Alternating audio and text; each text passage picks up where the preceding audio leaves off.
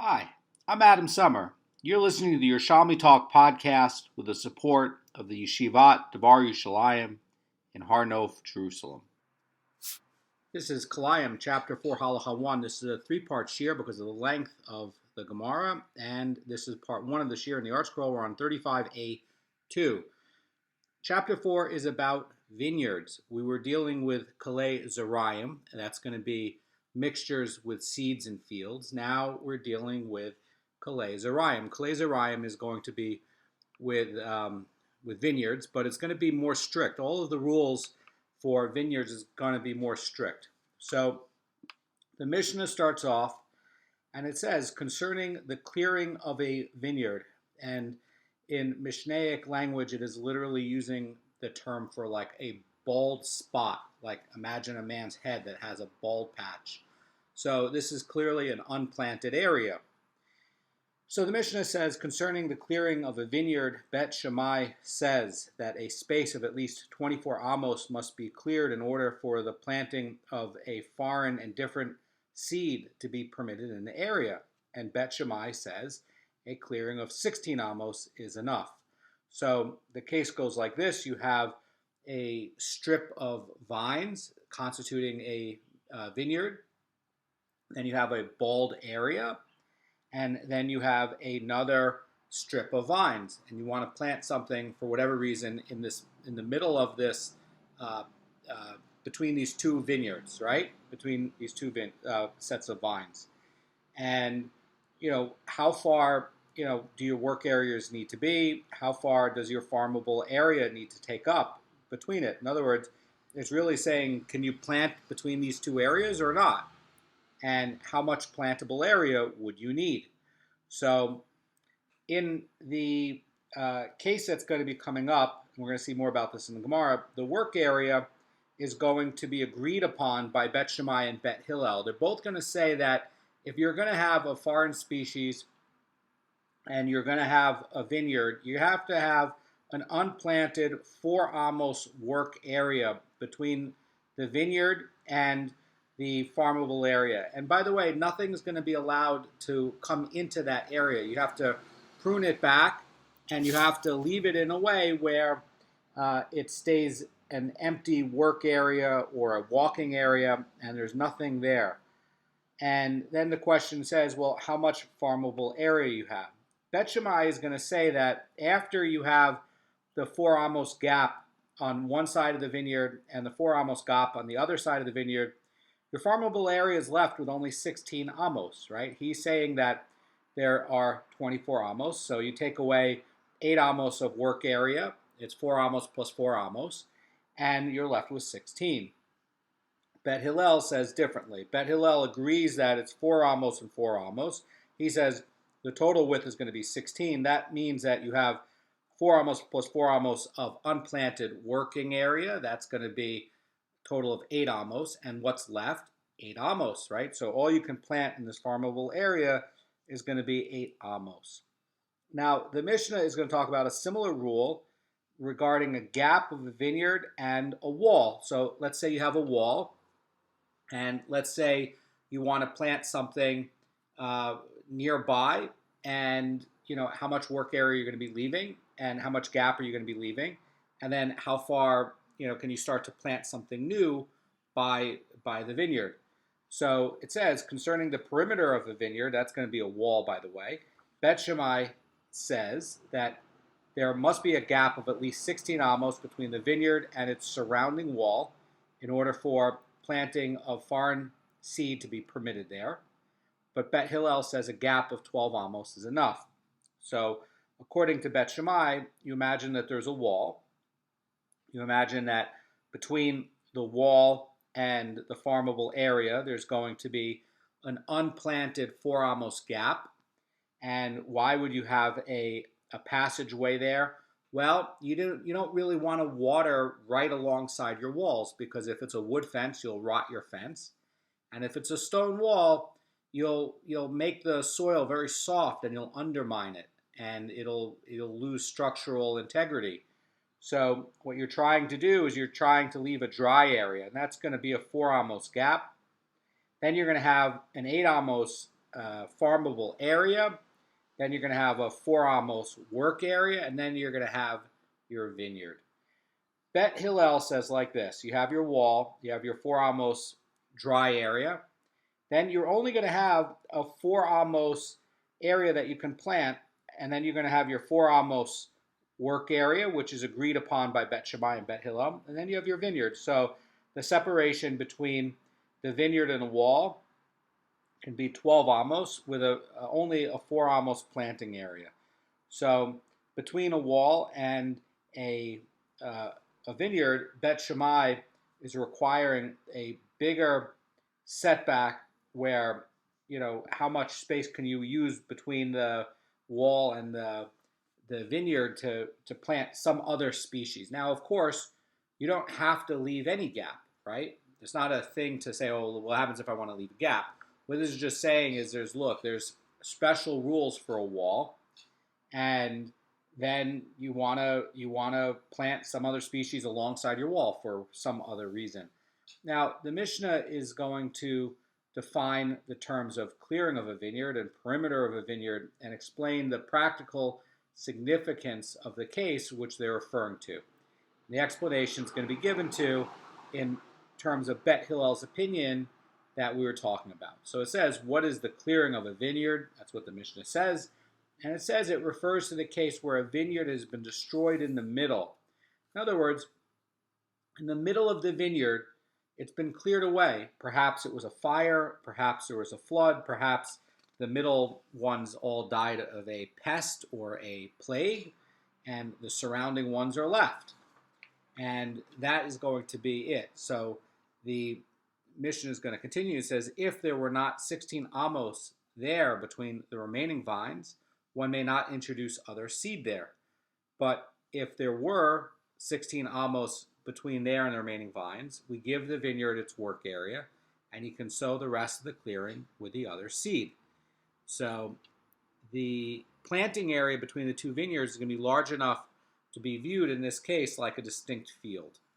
And if you have, this is what the Rambam saying, the 4 amos work areas of the vineyard on each side of the clearing has to be left unplanted, and then the remaining 8 amos or more of the clearing can be planted with a foreign seed.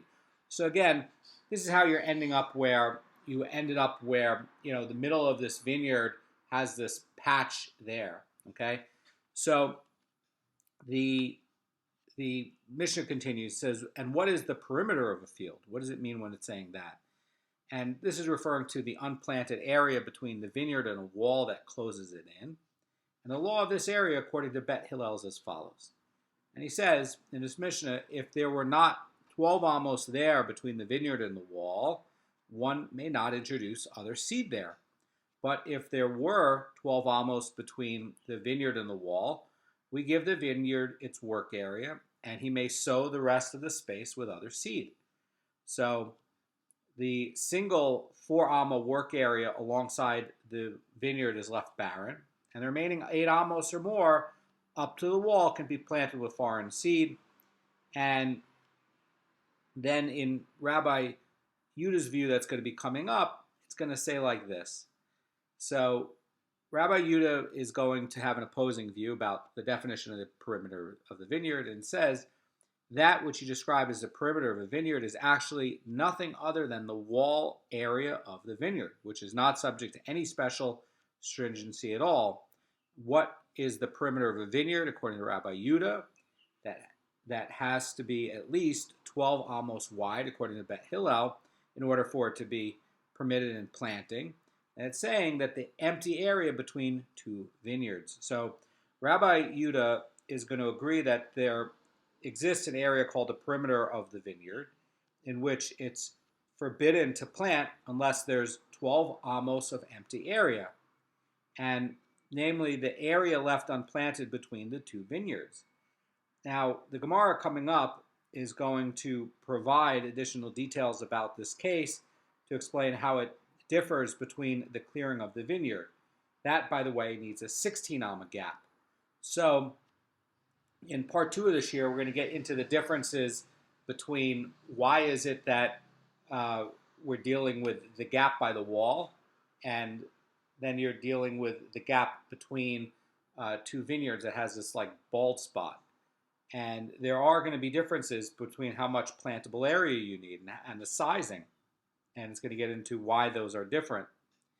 And the Mishnah is going to continue and it's going to elaborate on the criteria for the wall to be considered a valid partition with regard to Kilayim. And it says what constitutes a wall. And that which is 10 tefachim high, and in the case of a ditch, that which is 10 tefachim deep and 4 tefachim wide. So in order, says the Rambam, for a wall to serve as a partition, it has to at least be 10 tefachim high, and if it's not this high, foreign seed may not be planted within 4 amos of the vineyard, even though the vineyard is on the other side of the wall. And there's no stipulation for how thick the wall must be, by the way. So even if you have a very thin fenced wall, that will be enough. It doesn't need to be a very wide stone wall. The height is what's going to matter. Now we get into the Mishnah and the Gemara, and we were talking about the Mishnah's case regarding the clearing of the vineyard. And the Gemara is going to talk about something from Rabbi Yochanan. And Rabbi Yochanan says the clearing of the vineyard discussed in our Mishnah is similar to the vineyard that was destroyed and discussed in the Mishnah in chapter 5, in that both refer to vineyards that were partially destroyed. Again, you can have a case where you have like a fire, and a fire can destroy, say, middle parts of the area, and you'd have to clear it out, and you have this bald patch. And why would you want to not plant grapes there? Well, your grapevines might take many years to develop, and maybe you don't have time to, start, you generally what you do is you don't plant the seed there. Maybe you have a greenhouse and you start in some pots and you grow them in the pots, and then you start to develop the branches, and then you start to go from there. Maybe you don't have time for that. So maybe you want to plant something else there that you can use temporarily. So that would be a kind of a case where you didn't just go fill it in with more grapevines, because they take a while to develop. And so the Gemara is basically going to be where you have two distinct cases. And the Mishnah is using a different term to describe each one. And the difference between them is going to be like this. Okay, here Rabbi Yochanan is going to explain it. In this case, where the Mishnah is talking about the clearing of a field, it's referring to a situation where they cleared the vines in the middle alone. And he says where the case that's going to be coming up in a Mishnah chapter 5 of a vineyard that was destroyed, it's going to refer to a situation where they cleared the vines of a vineyard on all sides. And what is that going to mean? In our Mishnah, the clearing of the vineyard, says the Rosh Hashanah, is explicitly defined as a vineyard that has been destroyed in the middle. And the Mishnah below is not identifying the characteristics of a vineyard that was destroyed. But Rabbi Yochanan is teaching that the difference lies in the extent of the destruction. And in the case of our Mishnah, the part that was destroyed is distinct and a distinct area within the vineyard. And in the other Mishnah, later on, in chapter 5, it's dealing with a clearing that extends to the outer rows of the vineyard so that the clearing area is not bound by a vineyard in any direction.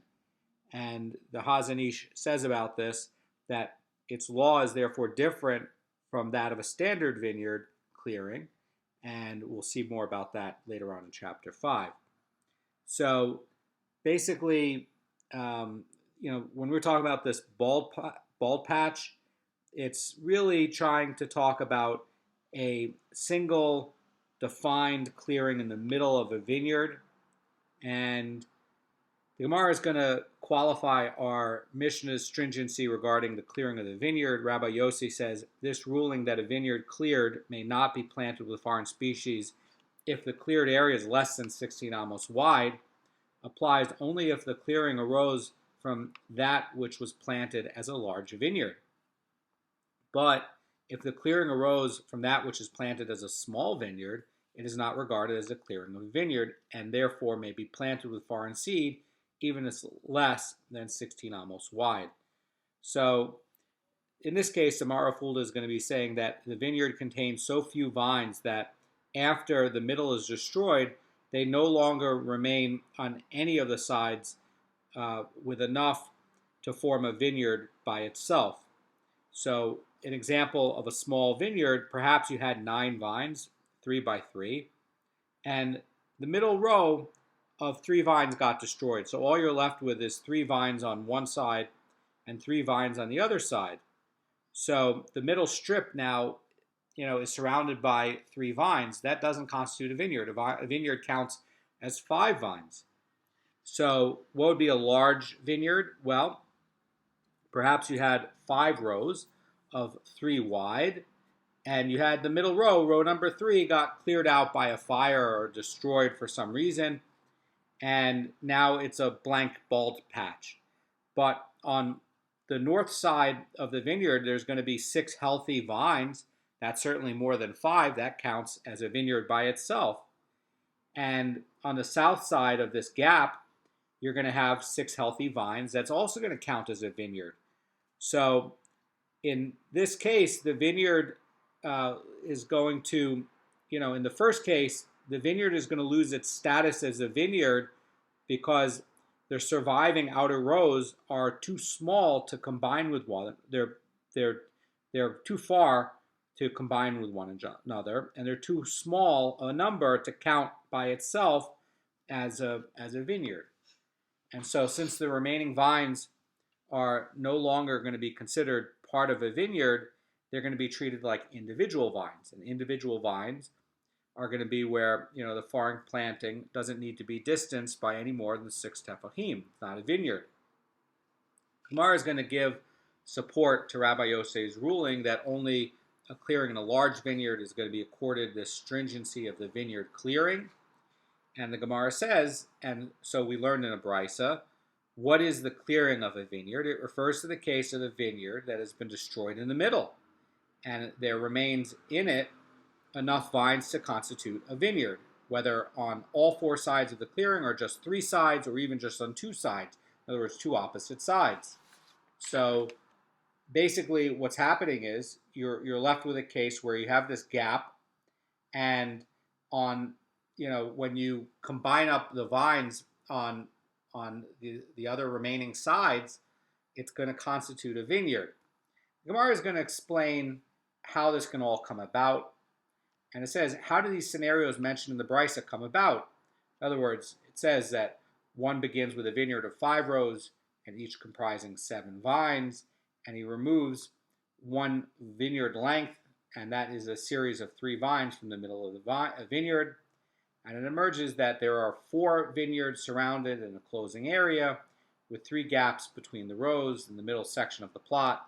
And this is the Brisa's first case. And he removes another series of 3 vines from the middle of the adjacent row. And it emerges that there are now only 3 vineyards there surrounding the clearing with 2 gaps between the rows in the middle section of the plot. And in the Brisa's second case, you remove another series of 3 vines from the middle of the row bordered the clearing of the other area, and emerges now there are only 2 vineyards and bordering this clearing with a single gap between the rows. So in the beginning case, you had 5 rows, and on each of the 5 rows, you had 7 vines. So in the first case, what happened? You had a gap in the middle, and what did that do? That created where you had different sets of vineyards. You had basically 3 gaps.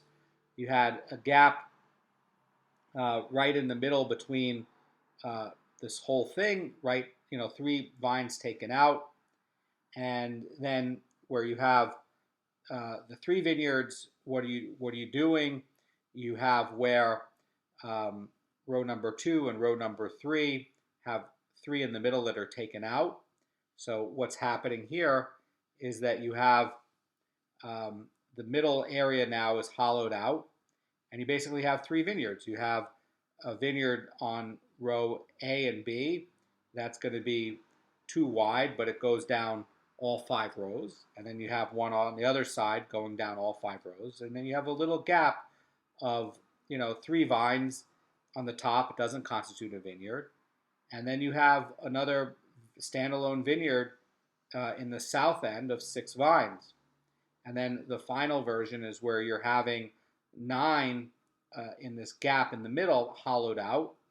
And you have 3 vines on top in the middle and 3 on the bottom in the middle that remain, but that doesn't constitute a vineyard.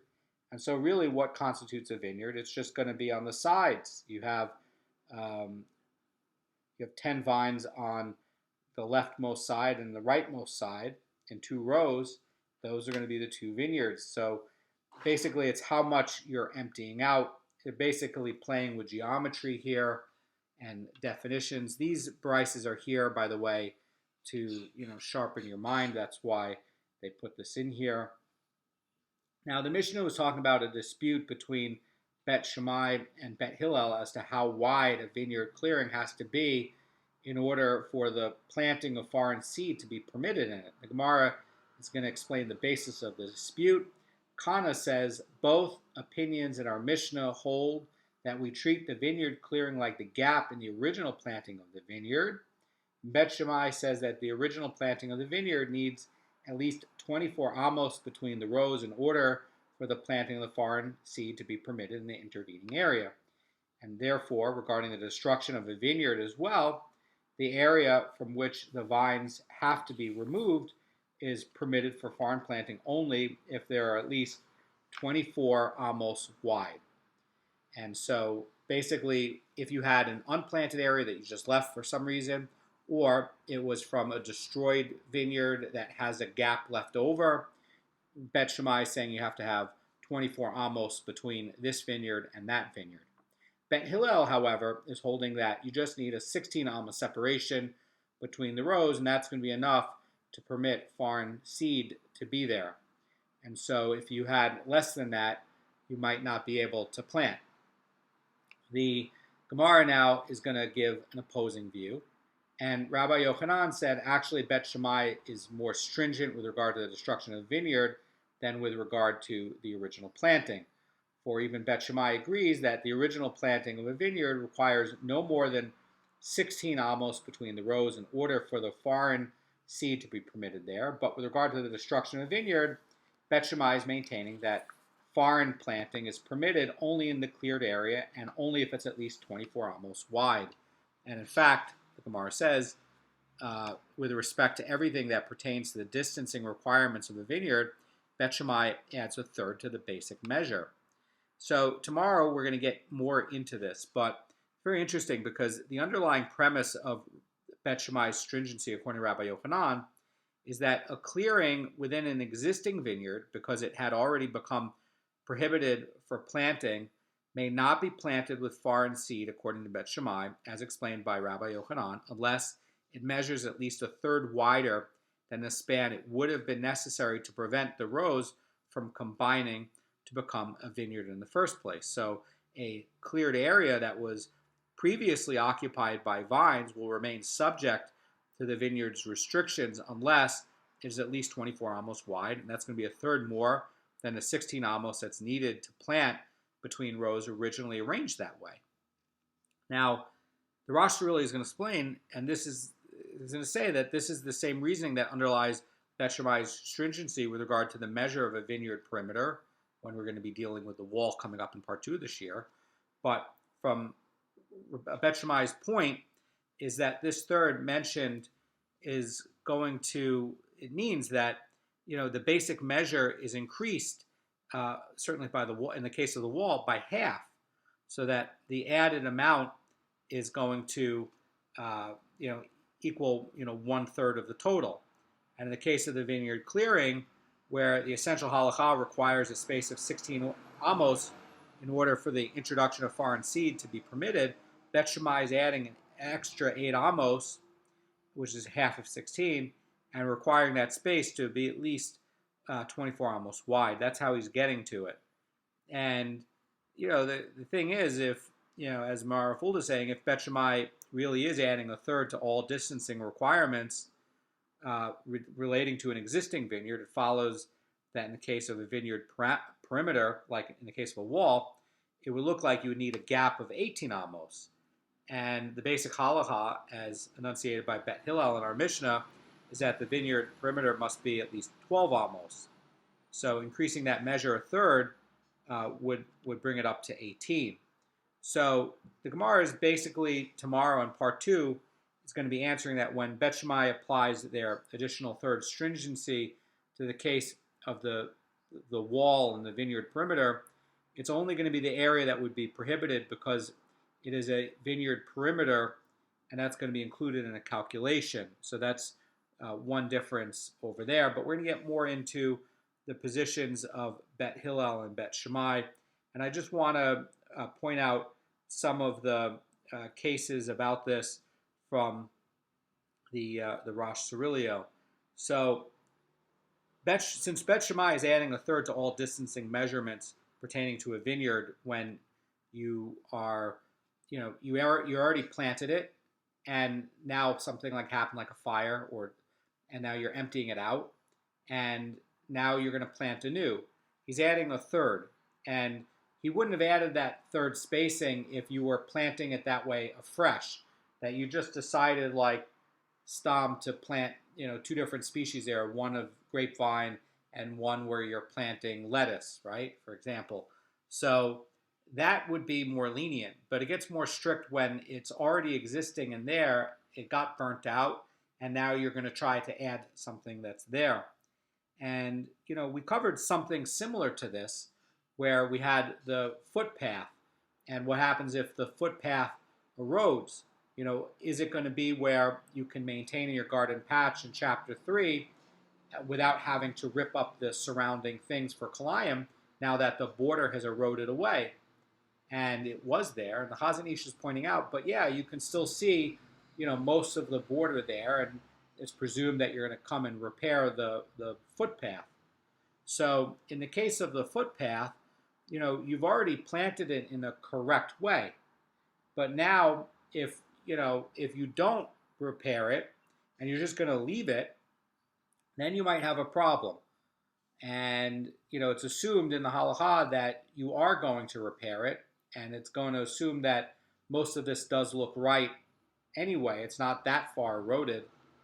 But you have something that's similar happened over here, right? You've planted this in a correct way, but now something went wrong. And now he's basically saying that you need to have an extra third distancing.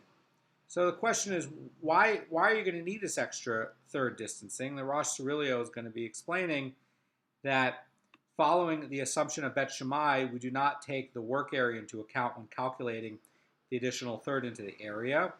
And it stands to reason that in the case of the vineyard clearing, it should also be like this, where the additional third stringency is only coming from the potential planting area, and that's what's so interesting about it. So basically, the underlying premise of Bet Shammai's stringency is that a clearing within an existing vineyard, because it had already become prohibited for planting, may not be planted with foreign seed unless it measures at least a third wider. And that's going to be to prevent rows from combining to become a vineyard in the first place. So if you had a cleared area that was previously occupied by vines, it will remain subject to the vineyard's restrictions unless you have at least 24 amos wide of area that you could plant something there. And this is going to be the same reasoning that underlies Bet Shammai's stringency regarding the wall and the perimeter as well. So anyway, I hope that clears it up, and we'll get into more about Bet Hillel's position about the spacing tomorrow, because he doesn't add a third at all. And tomorrow we'll see why Bet Hillel is not adding a third to any of this as a penalty. Have a great day.